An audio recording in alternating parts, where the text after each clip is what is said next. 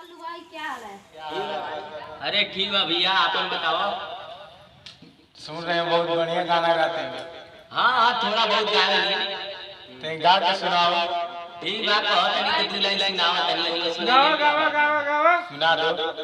गावा ठीक गावा है भाई, सुनाओ तनी सुनाओ तनी। एगो सावन के एल्बम आइल हल, जौन हमार बड़ भैया अरविंद अकेला कल्लू जी और अनुपमा यादव जी के बहुत ही अच्छा जोड़ी बा।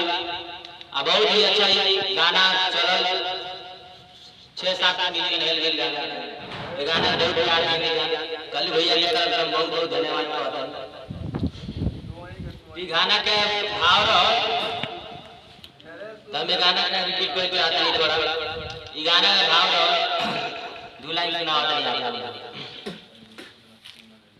कि संडे के सुनो हमार अब कबिया गाड़ी कि संघई में पापा औरी आ मम्मी जात बाड़ी कि संडे के सुनो हमार अब कबिया गाड़ी आ संघई में पापा औरी आ मम्मी जात बाड़ी कि बड़ी मशहूर होला और हिजा के संखा बोला औरी बोला चाही कातना